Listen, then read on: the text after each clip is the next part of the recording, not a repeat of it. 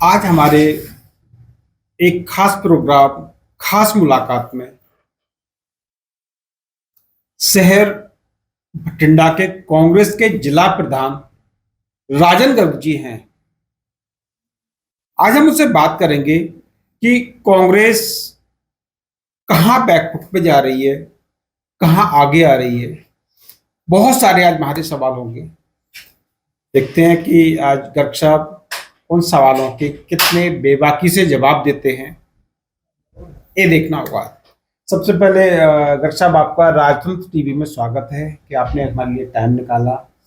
बहुत धन्यवाद सर, एक सबसे पहले हम शुरुआत करते हैं कि नेशनल कांग्रेस ने यानी कि राहुल गांधी ने भारत जोड़ो यात्रा निकाली, न्याय यात्रा निकाल रहे हैं। पर मुझे कहीं ना कहीं ये लग रहा है, जिस तरह से देश में माहौल चल रहा है, भारत जोड़ो यात्रा या न्याय यात्रा छोड़ के राहुल गांधी को कांग्रेस जोड़ो यात्रा नहीं निकालनी चाहिए। ऐसा कुछ नहीं है। ये कुछ मीडिया पर्सन्स ने ऐसा माहौल देश में बनाने की कोशिश की है जी, जो मौजूदा सेंटर की बीजेपी की सरकार है उनके साथ मिलकर, कि कांग्रेस अलग अलग काम कर रही है। कोई भी परिवार होता है, कहीं भी होता है, उसमें थोड़ी बहुत डिस्टरबेंस हर जगह होती है। कोई भी पार्टी हो जी, जो भारत जोड़ो न्याय यात्रा है उसको निकालने का क्या मकसद है, इस चीज से हमें वंचित नहीं होना चाहिए। जी, जब देश में डिक्टेटरशिप वाला माहौल बन जाए, कोई लीडर आवाज उठाए तो उसे हिंदुस्तान की एजेंसियां, ईडी, सीबीआई वगैरह वगैरह जी, तुरंत दूसरे दिन नोटिस भेज दे। गरीब कोई मांग करे तो उनपे डंडे बरसाए जाएं, किसान मांग करें तो उनपे गोलियां, आंसू गैस ऐसे बिछाए जाएं, पेपर लीक होते हैं, आवाज उठाई जाती है तो उस चीज को दबाने के लिए कोशिशें की जाएं। नौकरियों का हिंदुस्तान में युवाओं का मसला था, अगर वो आवाज उठाते हैं तो उनको फिर पुलिस के बल से खदेड़ा जाए। इसके अलावा एक हॉर्स ट्रेडिंग शब्द बना है जी, जहां पे बीजेपी की सरकार नहीं है, वहां पर जो मौजूदा एमपी एमएलए हैं उनको इस माध्यम से सरकारें गिराने, बल से, छल से, दाम से ये कोशिशें की जाती हैं। तो आखिर में हमारे पास क्या रह जाता है? क्या रहता है कि हम लोगों के बीच में जाएं। राहुल गांधी जी न्याय यात्रा लेकर लोगों के बीच में गए हैं। लेकिन सर, मैं यहाँ पे एक चीज कहना चाहूंगा कि राहुल गांधी भारत जोड़ो यात्रा या न्याय यात्रा निकाल रहे हैं, लेकिन उसी न्याय यात्रा के बीच में राहुल गांधी के कुछ वीडियोज वायरल वायरल होते हैं, जिसमें वो कहते नजर आते हैं कि अगर कोई भारत माता की जय बोलेगा या जय श्री राम के नारे लगाएगा या मंदिर का सपोर्ट करेगा तो वो व्यक्ति भूखों मरेगा। भूखे मरने वाली भारत माता के नारे लगाने से या जय श्री राम बोलने से व्यक्ति भूखा कैसे मर सकता है? मैंने एक ही बात पहले आपसे कही कि कुछ मीडिया पर्सन्स हिंदुस्तान की बीजेपी की सरकार में हाथ में खेल कर जो बात उनको लगती है तोड़ मरोड़ कर पेश करने की, वो तो पेश कर देते हैं।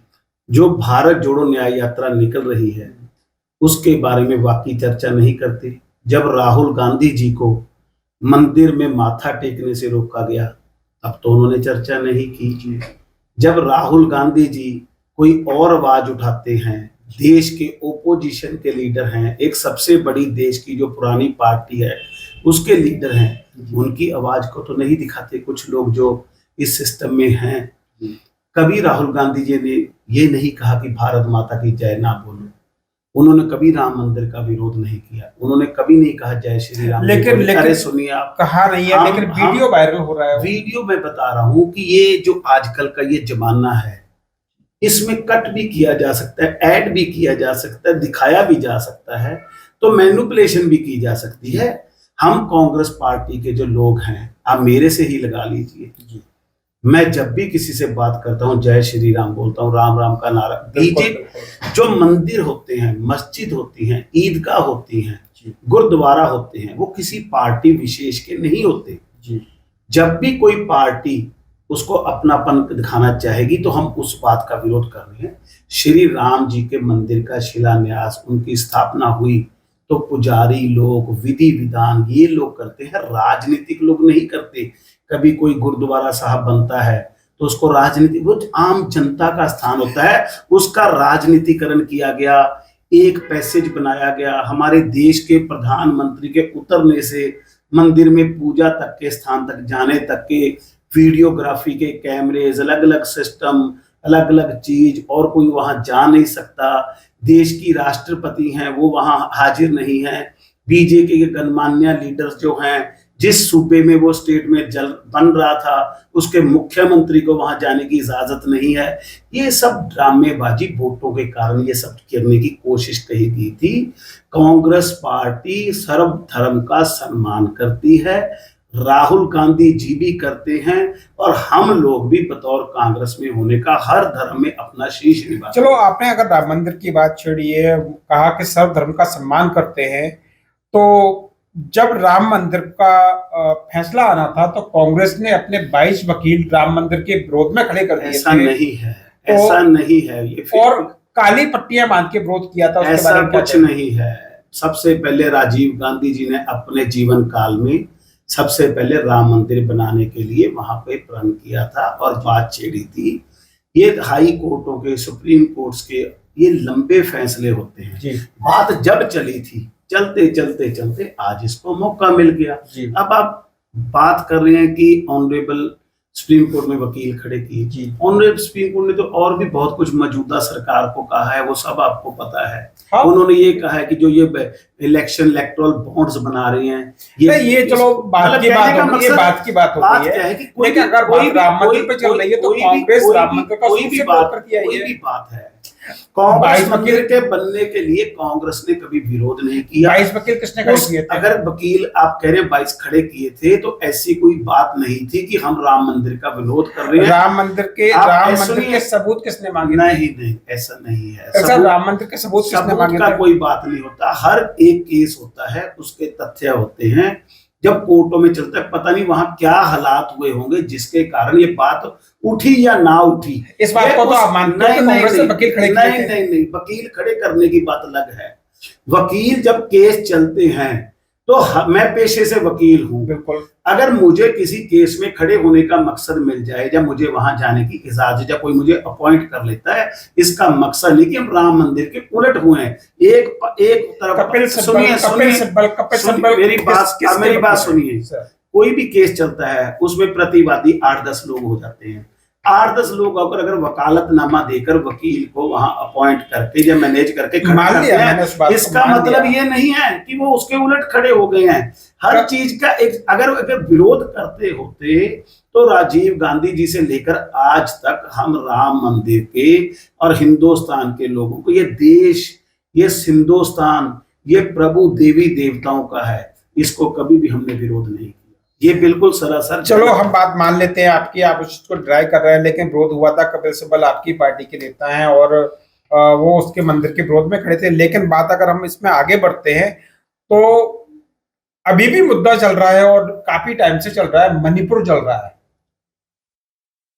मणिपुर चल रहा है, बीजेपी शासित प्रदेश है, मणिपुर चल रहा है।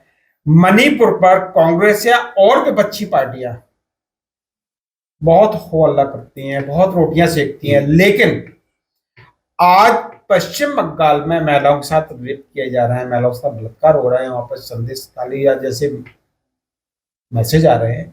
लेकिन अभी तक किसी भी कांग्रेस पार्टी का या विपक्ष के किसी नेता का न तो बांग्लादेश, पश्चिम बंगाल की तरफ जाने का हुआ, ना ही उसके ऊपर कोई टीका टिप्पणी की गई।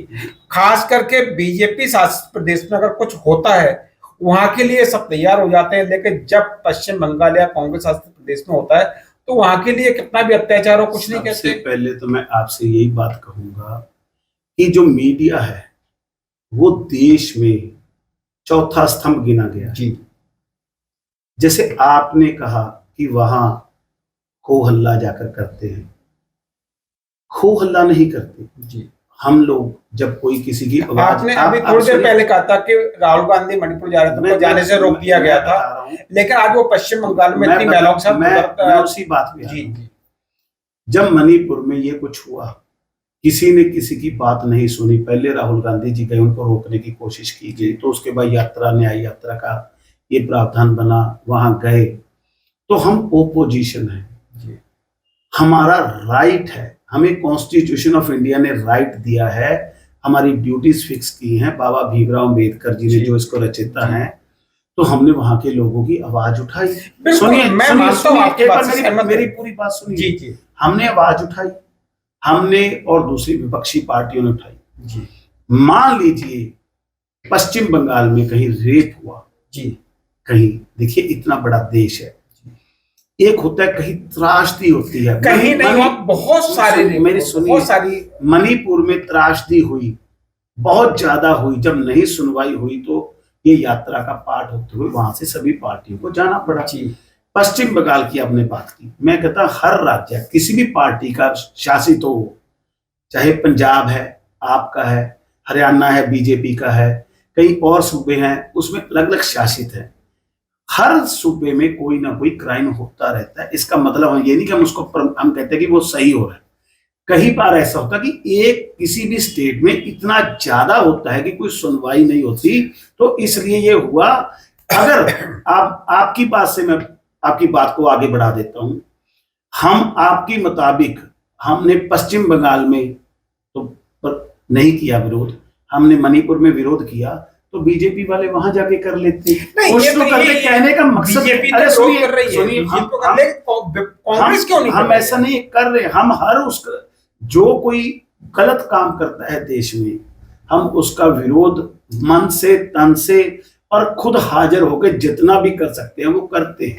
लेकिन अभी पश्चिम बंगाल के लेके कांग्रेस की तरफ से कोई विरोध जाहिर नहीं। तो देखिए, हम उसका विरोध ही है। हमारी अगर सरकार है, वो सरकार के रूप में अपना कार्य करने में सक्षम होकर दंड देने के लिए प्रक्रिया कर रही है, लेकिन जो भी दोषी हैं उनको किसी भी कीमत पे, चाहे वो किसी भी देश के किसी भी स्टेट में हो, अगर कोई गलत करता है उसको सजा मिलनी चाहिए। हम ये कह रहे हैं कि हमने आवाज उठाई, हम आवाज उठा रहे हैं ना, तो हमने आवाज उठाई है, जो जिससे भी शासित स्टेट है उसमें ठीक कर ले, आए आगे, लोगों को रिलीफ दें, लोगों को पता चले।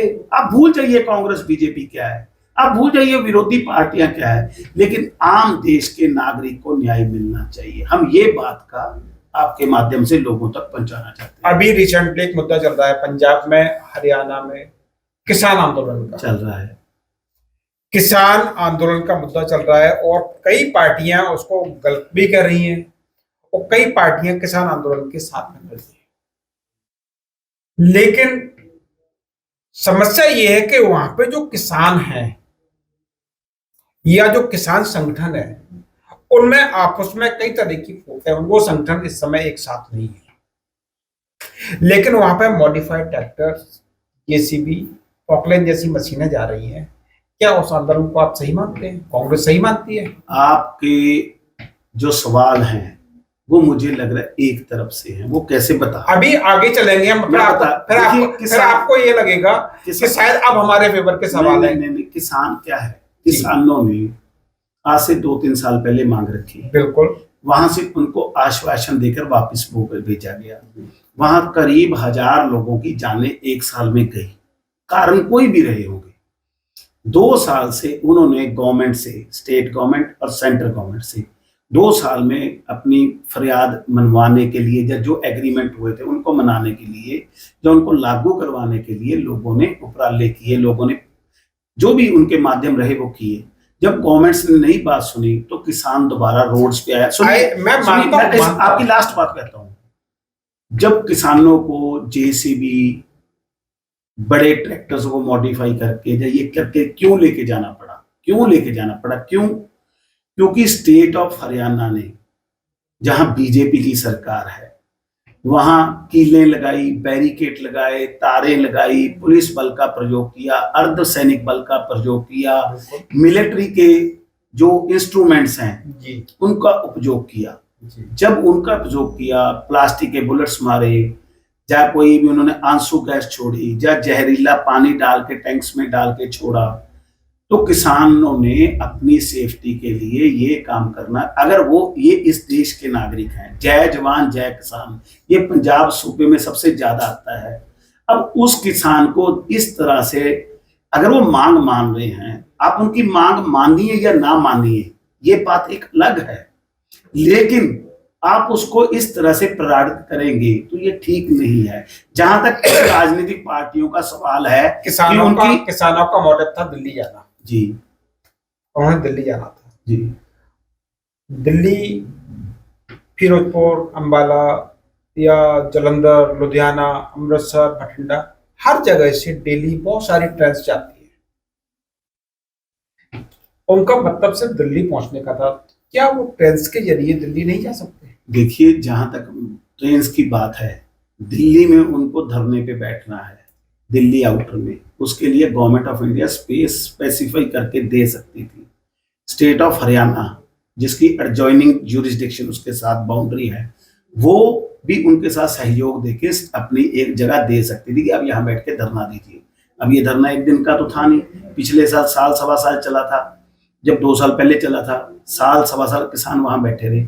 अब ट्रेन्स में वो अपना लगेज, अपनी बेडिंग्स, अपने फूड, अपने सामान वो किस तरह से लेके जाते एक ही बार में, तो उन्होंने अपने जो ट्रैक्टर ट्रॉलीज के माध्यम से ये चीज स्टोर करके वहां लेके गए कि अगर जब धरना खत्म हो जाए, उन्होंने पीसफुल, पहले भी जो धरना हुआ था वो भी पीसफुल हुआ था। लेकिन अब क्या प्रॉब्लम आ गई कि गवर्नमेंट ऑफ इंडिया को लगता है कि अब ये जो ईयर है, इलेक्शन ईयर है, हमने वादे किए थे, कुछ कारण रहे या ना रहे, जो भी उनकी मंशा रही, उन्होंने बजट में जो भी प्रावधान उनसे वादे किए थे किसानों से, वो पूरे नहीं किए। अब उनके पास चांस नहीं था, उन्होंने ये बल्ब लगाकर ऐसा किया। ये बल नहीं लगाना चाहिए, चाहे कोई भी, कल को आप हैं, आप कोई मांग रखते हैं, आप भूल जाइए प्रेस में हैं, आपकी निजी मांग परिवार जमात के साथ भी हो सकती है, तो इसका मतलब ये नहीं कि आपको धक्का मुक्की या प्लास्टिक की गोलियां से या आंसू गैस से या कुछ ऐसे इंस्ट्रूमेंट जो विदेशी, जो बाहरी देशों के खिलाफ हम जंग में यूज करते हैं, लेकिन उनको यूज किया बात सुनने में एक और आई थी कि हरियाणा पुलिस ने पंजाब की सीमा में आके ड्रोन्स के जरिए आंसू गैस की गोली गिराए, या पंजाब की सीमा में आके उन्होंने किसानों के वाहनों से तोड़फोड़ की। तो क्या आम आदमी पार्टी को हम ये कह सकते हैं कि बीजेपी की बी टीम है? देखिए, जहां तक उन्होंने यहाँ आकर किया, गोलियां चलाई, आंसू गैस छोड़ी, ड्रोन्स घुसाए, हमारे जो स्टेट की गवर्नमेंट है, हमारे स्टेट की जो गवर्नमेंट है, उसको उस पर एक्शन लेना चाहिए था। कांग्रेस पार्टी इस बात की आवाज हर मुमकिन स्थान पर और हर रोज पंजाब में जो कांग्रेस के लीडर्स हैं, वर्कर्स हैं, वो उठाते आ रहे हैं और उनको कहते भी आ रहे हैं कि आप अपना रोल निभाइए। आप इस बात को मत देखिए कि वो किस देश, किस गवर्नमेंट से चल रही है या कौन सेंटर में है। अगर हमारे सूबे में, हमारे स्टेट में वो बैरिकेटिंग करते हैं, गोली चलाते हैं, उनकी जुरिस्डिक्शन में जाते तो वो करते तो अलग बात थी। तो ये हमारा जो लोकल पंजाब की गवर्नमेंट है, उसको जगाने के लिए हमारा ये एक माध्यम था और हम ये कोशिश करते आ रहे हैं। कांग्रेस ने बहुत अच्छी कोशिश की, हर बार पंजाब सरकार को घेरने की कोशिश की, और उन्होंने ये भी कहा कि हमारे जुरिस्डिक्शन में इन्होंने गोले गिराए या आगे तोड़फोड़ की, इसका विरोध किया, ठीक है। लेकिन आप हमेशा एक चीज देखिए कि पिछली बार भी जो आंदोलन हुआ था उसमें करीब 700 लोगों की मौत हुई जी। इस बार जो आंदोलन हुआ है उसमें भी करीबन 6-7 लोगों की मौत हो चुकी। लेकिन आपने देखा होगा कि इन मौतों में हमेशा सिर्फ आम आदमी ही पिसा है और आम आदमी की ही मौत हुई है। लेकिन कोई भी किसान आंदोलन करने वाला नेता या कोई पॉलिटिशियन जख्मी नहीं हुआ, घायल नहीं हुआ, या उनके परिवार का कोई व्यक्ति घायल नहीं हुआ। आखिर इन लोगों के जो इन आंदोलनों की अगुवाई करते हैं, आखिर इनके परिवार के लोग या इनके बच्चे या ये खुद आगे क्यों नहीं आते? ये तो जो आंदोलन की अगुवाई कर रहे हैं वही जवाब दे सकते हैं। लेकिन जो वहां पर शहीद हो गए या मारे गए या इंजर्ड हो गए या जिनको कोई भी किसी तरह की इंजरीज आई हैं, वो बहुत बुरी बात हुई है। जो आपका सवाल है कि ये आंदोलनकारी जो लीडर्स हैं इनके परिवार हैं, अब इसका जवाब तो वही लोग दे सकते हैं। लेकिन पंजाब का किसान अपनी मांगों के जिस तरीके से हम देखा जाए कि अभी कांग्रेस सरकार के खिलाफ आंदोलन कर रही है, तो आपके कई सीनियर नेता आगे लग के आंदोलन कर रहे हैं।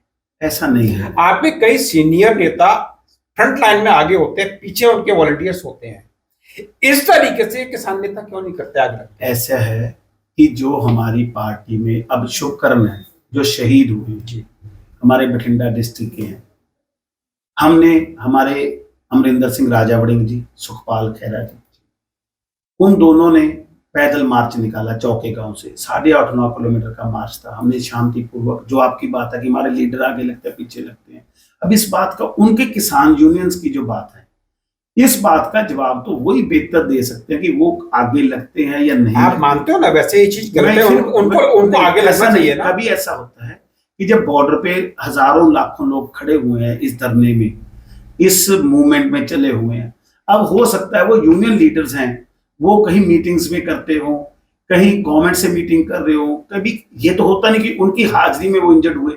अब गोलियां चल रही हैं, आंसू गैस फेंकी जा रही है, जहरीला पानी फेंका जा रहा है, या कोई और इंस्ट्रूमेंट्स यूज किए जा रहे हैं। अब वो कहां से यूज होता है, कहां जाके मार करेगा, वहां कौन हाजिर है, ये बात को कोई भी निश्चित नहीं कर सकता। मान लो किसान यूनियन के लीडर उस समय भी उस पंडाल में हैं, धरने में हैं, लेकिन जो पीछे से बम्बारमेंट आई, अब वो किसको हिट करेगी इसके बारे में नहीं कहा जा सकता। अब शुभकर्म हमारे डिस्ट्रिक्ट का है, लेकिन शहीद हुआ वहां किसानों के मोर्चे में, किसानों के पीछे गया, वो एक आम घर का पर बेटा था। अब गोली प्लास्टिक की चली, अब गोली ये तो है नहीं कि उस पे वो गोली चली, टारगेट उसको करके नहीं चलाएगी, वो किसानों पे चलाएगी, लेकिन वो एक किसान के सिर में से निकल के शहीद हो गया। अब इसमें कोई भी हो सकता है, इसलिए हम ये नहीं कह सकते कि वो लीडर्स नहीं हुए, उनके परिवार नहीं हुए, या फलां नहीं हुआ। अगर शुभकर्ण, कोई मान लीजिए शुभकर्ण शहीद हो गया, या कुछ और किसानों की हड्डियां टूटी, जबड़े टूटे, ये चीजें हैं कि वहां मूवमेंट, गोलियां चली क्यों रही हैं। हम इस टॉपिक से आगे चलते हैं, देखते हैं कि बिहार में सरकार जा चुकी है, गठबंधन टूट चुका है, आपका जो इंडी गठबंधन बना था वो टूट चुका है, आम आदमी पार्टी भी कहीं किनारा करती नजर आ रही है, हिमाचल में भी इस समय थोड़ा सा बवाल मचा हुआ है। आखिर बीजेपी को कांग्रेस के ही लीडर क्यों चाहिए? बहुत अच्छी बात कही आपने, क्योंकि उन्होंने 10 साल में, जो पीछे 10 साल शासन किया है, डिक्टेटरशिप की हम यही आवाज उठा रहे हैं। मैंने पहले आपको शुरू में कहा कि हॉर्स ट्रेडिंग, दबाव, ईडी, विजिलेंस, सीबीआई, फिर पुलिस बल, ये हो गया, फिर लालच। जिन स्टेटों में जो सबसे करप्ट लोग थे उनको अंदर करने के लिए बीजेपी बोलती रही है, कहा कि ये सबसे करप्ट लोग हैं, बहुत सारा आपको पता है, नाम क्या लेंगे। जी जी। आज जब उनमें चले गए तो क्या वो दूध के धुले हो गए?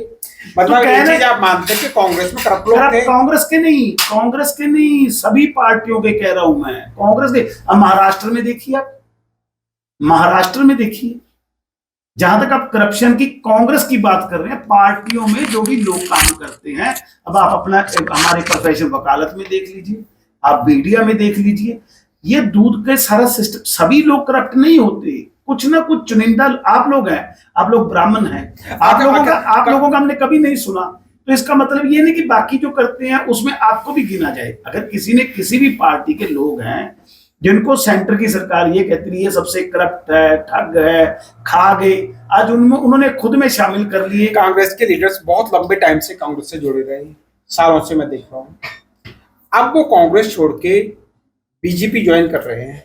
ये कोई बीजेपी का कोई प्रेशर है, या फिर उनको कांग्रेस में जो सम्मान मिलना चाहिए वो नहीं मिल पा? पहली बात तो जो कांग्रेस में सम्मान की बात है, जब भी कांग्रेस पार्टी रही, 70 साल, 72 साल, 68 साल, जितना भी टाइम रही, हर लीडर को, हर कार्यकर्ता को सम्मान दिया गया। अब जब कोई समा है, जब हिंदुस्तान में सरकार नहीं है, जो लोग जा रहे हैं, हो सकता है वो पावर के बिना ना रह सकते हो हो सकता है उनको लगता हो कि हमें तो पावर ही चाहिए, हो सकता है वो वही बता सकते हैं वो क्यों जा रहे हैं।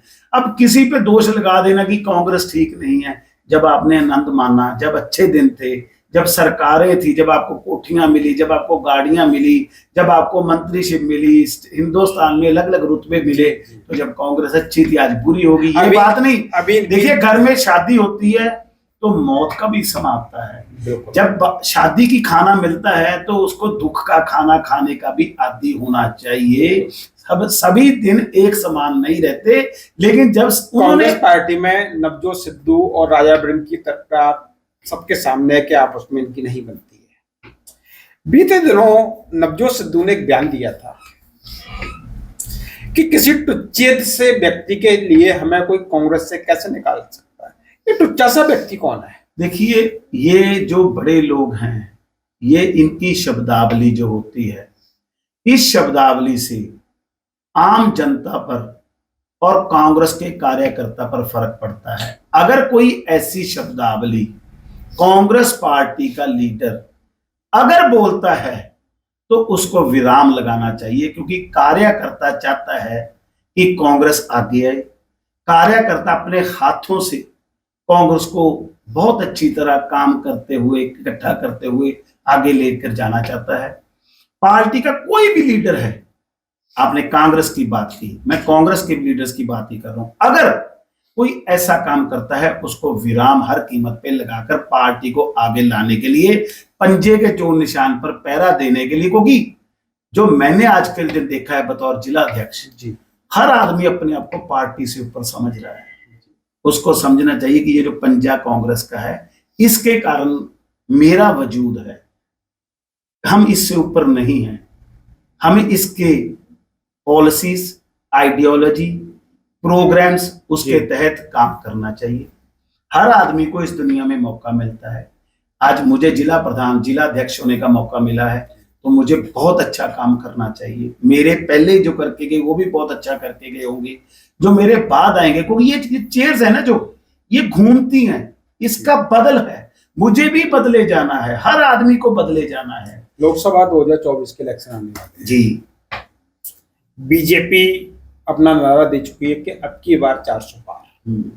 तो देखा जाए कि उन्होंने कहीं ना कहीं मानसिक रूप से जीत क्लियर कर दी है अब की बार 400 पार करके। लेकिन कांग्रेस की अगर हम बात करें तो कांग्रेस में जो उत्साह पहले दिखता था, जो एक्टिविटी पहले होती थी, वो कहीं ना कहीं कांग्रेस का मोरल डाउन दिखता मुझे नजर आ रहा है कि कांग्रेस में कहीं ना कहीं ये 400 पार का नारा सुन के कहीं ना कहीं वो थोड़ा सा मायूस से दिख रहे हैं। इसमें कितनी सच्चाई है?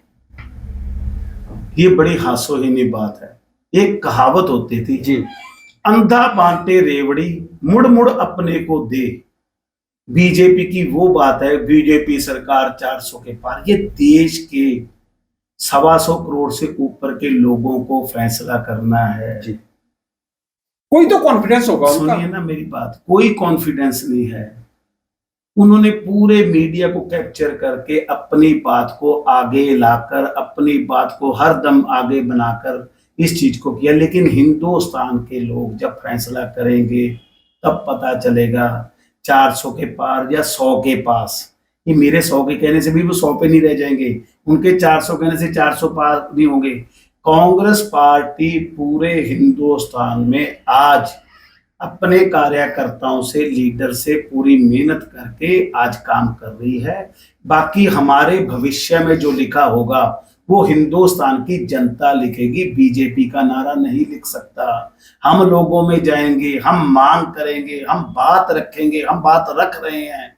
हमने लोगों के बीच में अपना रूट किया हुआ है, बहुत लंबे समय से किया हुआ है। बाकी लोगों का जो भी फैसला होगा शर्म मान्य होगा। किसी को अहंकार नहीं करना चाहिए, बड़े बड़ों के दिखने वालों के तले लग जाते हैं। जैसे कांग्रेस में आप हैं या हम नेशनल लेवल की बात करें तो कई सीनियर और काबिल नेता हैं। पार्टी में उनको कई बार दरकिनार कर दिया जाता है, उनको साइड से कर दिया जाता है। अगर हम बात हिमाचल की करते हैं, प्रतिभा सिंह की बात करें तो उन्होंने भी अभी कहा है, रिसेंटली उनका आया, ट्वीट किया था और उनका वीडियो भी आया है कि हिमाचल में आज जो हालात बने हैं वो सिर्फ इसलिए बने हैं कि मुख्यमंत्री साहब ने एमएलए को मिलने का टाइम दिया, जो पार्टी के सीनियर लीडर्स थे उनकी वहां पे देखिए, की गई। पहली बात तो प्रतिभा सिंह जी बहुत सीनियर हैं जी। उनके बारे में मैं कुछ कहूं ये अच्छी बात नहीं है। वो प्रदेश की अध्यक्ष हैं। अगर प्रदेश की अध्यक्ष कांग्रेस की प्रदेश की अध्यक्ष कांग्रेस की प्रदेश सवाल खड़ी कर रही है, प्रदेश की अध्यक्ष है, तो उनको ये बात मीडिया में आने की बजाय पार्टी के टॉप ब्रास से करनी चाहिए, पहली बात। यानी दूसरी बात, जहां तक बीजेपी का कांग्रेस के 6 एमएलए का सवाल है, ये तो पूरा देश जानता है कि बीजेपी वहां क्या कर रही है। उनको खरीदो फरोख्त और ये सब करके क्या बीजेपी का ये जो राम मंदिर के नाम से वोट मांगना चाहते हैं, जो अपने आप को दूध का धुला बता रहे हैं, जो 400 वोट 400 सीट की बात कर रहे हैं, क्या उनको ऐसा करना चाहिए? उनके साथ चंडीगढ़ में क्या हुआ, सुप्रीम कोर्ट ने फटकार लगाई, वहां भी उन्होंने कितना गलत किया। ये देश के लोग अगर चुप हैं इसका मतलब वो पागल नहीं है, उन्होंने आंखें बंद नहीं की, उन्होंने अपने सांसों को रोका हुआ। इतना सख्त फैसला देंगे कि बीजेपी याद रखेगी हिंदुस्तान में 400 के पार सोचने वाली कि हम तो कहीं पास ही नहीं हैं। यही तो मैं कह रहा हूं कि हॉर्स ट्रेडिंग क्या है? एमएलए को उठा लिया, एमएलए को खरीदने की कोशिश की, नहीं दबाव पड़ा तो सीबीआई को छोड़ दिया, ईडी को छोड़ दिया। ये चीजें कर रहे हैं, ये बहुत गलत है। ये देश डेमोक्रेटिक देश है, ये शहीदों का देश है, ये लीडरों ने संविधान लिखवाए, बाबा साहब ने लिखवाए, उनका देश है। पार्लियामेंट को बदला जाता है, राष्ट्रपति को नहीं बुलाया जाता। संविधान, हम यही कह रहे हैं कि अगर ना खुदा बीजेपी को गलती से हिंदुस्तान के लोगों ने चांस दे दिया, ना खुदा, हो सकता है कुछ भी, हम ये नहीं कहते कि उनको नहीं मिल सकता, लेकिन तो उनकी हालत जो किसानों की आज बॉर्डर पे हो रही है, ऐसी हालत, डिक्टेटरल हालत, उनको घरों में लोगों को रहना मुश्किल हो जाएगा। तो सोचना चाहिए देश के लोगों को सोचकर ही वोटिंग करनी चाहिए। देश के लोग बड़े सरल, सम्मानित, लेकिन इनकी सोच बड़ी कठिन है। ये बीजेपी समझ नहीं पा रही, क्योंकि कभी कांग्रेस ने भी नहीं समझा था कि हमारे साथ ऐसी होगी। तो ये सब मतलब जो गलती कांग्रेस ने की, आज वही गलतियां बीजेपी कर कांग्रेस रही है। ने गलती की या नहीं की, लेकिन कांग्रेस ने कभी डिक्टेटरशिप नहीं की, कांग्रेस ने कभी किसानों पे डंडे या गोलियां नहीं बरसाई, कभी झूठ नहीं बोला। बड़े घराने के लोग अरबों खरबों लेके बाहर विदेशों में चले गए, उनके रिकवरी का कोई काम नहीं किया। कांग्रेस ने कभी ईडी, सीबीआई और इनका बल प्रयोग नहीं किया, हॉर्स ट्रेडिंग नहीं की। कांग्रेस ने देश के लिए जो भी सम्मान या कोई भी बात थी वो की, युवाओं के लिए की, साइंस के लिए की, दलितों के लिए की, जो भी कर सकते थे की, जो मौके था। लेकिन हम ये नहीं कह रहे कि इन्होंने नहीं की। हम ये नहीं कह रहे। लोकसभा 2024 की इलेक्शन है, कांग्रेस को आप कहां पे देखते हैं? कांग्रेस हमेशा कोशिश करेगी, लोगों में जाएगी, कोशिश करेगी, लेकिन आप इस समय कहां पे देखते हैं? मैं बता रहा हूं ना, फिर वही बात होगी। अगर मैं कह सकता हूं बीजेपी 400 पार, वो गलत अंदाजा लगा रहे हैं। हमारा काम है कोशिश करना, मेहनत करना, मिन्नत करना। राजनीति के 3 करैक्टर हैं, हम लोगों के बीच में जा रहे हैं, जाएंगे, अपनी बात रखेंगे, मांग करेंगे। अगर लोगों का जो भी फैसला होगा वो हमें शर्म मान्य होगा। दूसरी बात, हिंदुस्तान के लोग, हमें ये लगता है कि हमें दोबारा नहीं तो इस बार मौका जरूर देंगे, और नहीं तो कोई भी बात बने, बीजेपी को किसी भी कीमत पे मेजॉरिटी नहीं मिलेगी, ये याद है। एक मेरा आपसे आखिरी सवाल सर, है, और सवाल बहुत इंपॉर्टेंट है, वो जी जनता से जुड़ा सवाल है। कई पार्टी के लीडर्स दल बदल के दूसरी पार्टियों में चले जाते हैं, उससे आम वोटर को क्या फायदा है? बिल्कुल सही कहा, बिल्कुल सही कहा। आम वोटर या देश के जो भी लोग हैं, कहीं भी हैं, उनको इस बारे में बड़े सख्ती से फैसले लेने चाहिए। पार्टी कोई भी हो, किसी का भी लीडर दल बदल कर बिना कारण से लोगों को विश्वास में लिए बगैर जाता है, तो उस पे लोगों को सख्ती से फैसले लेने चाहिए। तभी ये देश बच सकेगा, तभी राजनीतिक पार्टियां अच्छे से काम कर सकेंगी। हालात इसलिए ऐसे बन गए कोई एक बुरा नहीं, हमाम है, जैसे कहते हैं हमाम में सारे।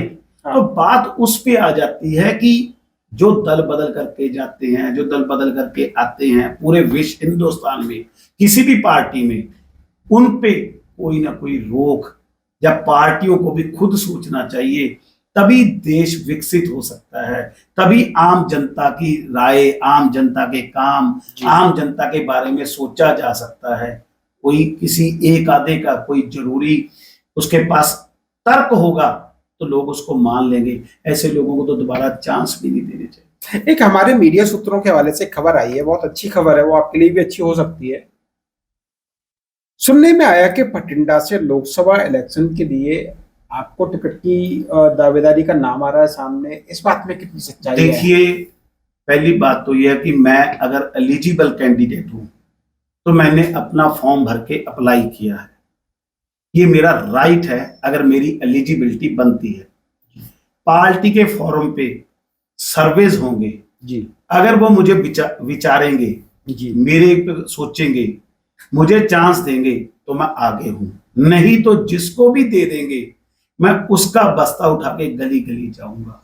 दूसरी बात, आपने कहा कि आपका भी नाम आ रहा है, एक 3 मेंबर का पैनल बना है जी, चंडीगढ़ में बना, उस पैनल में बतौर हिंदू कैंडिडेट जी, मेरे बारे में भी कुछ ना कुछ चर्चा थोड़ी बहुत हुई जी, बाकी भगवान को पता है। मेरा काम है कर्म करना जी। मेरा काम है पार्टी की नीतियों को आगे लेके जाना। मतलब कहीं ना कहीं आपको लग रहा है कि चंडीगढ़ में आपका नाम चल रहा है, तो चांस है कि आपका चल नहीं रहा, विचार चर्चा हो, हाँ चर्चा हुई है, नाम चल वो रहा है, होना ही होता है। पार्लियामेंट हो सकता है अगर आपको एमपी का टिकट मिलता है और आप भटिंडा से जीत जाते हैं तो शहरवासियों के लिए या भटिंडा लोकसभा क्षेत्र के लिए सबसे पहली प्राथमिकता आपकी क्या होगी?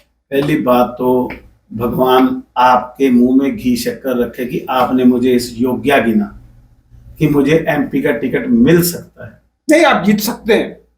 पहली बात तो सबसे पहली आपने मुझे क्या इस बात के योग्य समझा, ये आपका धन्यवाद। बाकी जीतना हारना तो लोगों के हाथ में है, मैं अपनी बात रख के जाऊंगा। लेकिन मैं अपनी अब जिंदगी में 3 तरह के काम करता हूं, एजुकेशन, हॉस्पिटल, मेडिकल और क्रीमेशन ग्राउंड जहां दाह संस्कार होते हैं। ये 3-4 चीजें हैं जो लोगों के लिए निजी जिंदगी में चाहिए। अच्छी एजुकेशन, अच्छी स्वास्थ्य व्यवस्था जी, और आखिरी समय में जो लोगों के लाखों रुपए खर्चे होते हैं किसी भी चीज पे जी, उन चीजों को ऐसे प्रावधान, क्योंकि जो ये समाज है इसमें 1%, 2% लोग सक्षम हैं, 98% में से 50% ज्यादा लोग डिप्राइव्ड हैं, उनके पास साधन ही नहीं है, लेकिन वो जिंदगी जी रहे हैं क्योंकि भगवान ने उनको जिंदगी जीने के लिए धरती पे एक चांस दे दिया है। तो मेरी कोशिश रहेगी मैं उन लोगों के लिए कुछ ना कुछ, आज मैं कुछ बोलूंगा, पहले तो मेरे पास है ही कुछ नहीं, दूसरी बात मुझे मौका मिलेगा या नहीं मिलेगा, तीसरी बात मुझे लोग जितवाएंगे या नहीं जितवाएंगे, चौथी बार मैं क्या भगवान मुझे जब सक्षम करेंगे, हाँ अगर किया तो हम उनमें से हैं कि कोशिश करेंगे हमारी कब्र पे मेला तो चाहे ना लगे लेकिन कुत्ते आके ना बैठे, हम इतनी योग्यता यूं रखें। देखा आपने, देखा कि हमारे साथ भटिंडा कांग्रेस से जिला प्रधान राजन गर्दी थे। हालांकि उनको लगा कि हम कहीं ना कहीं एक तरफा सवाल पूछ रहे हैं, लेकिन मैंने कहा था कि सवाल एक तरफा नहीं है, सवाल 2 तरफा है। लेकिन फिर भी उन्होंने बड़ी बेबाकी से सवालों के जवाब दिए। अब देखना आगे है कि जनता या पार्टी राजन गर्ग के लिए क्या फैसला करती है। धन्यवाद। जय श्री राम।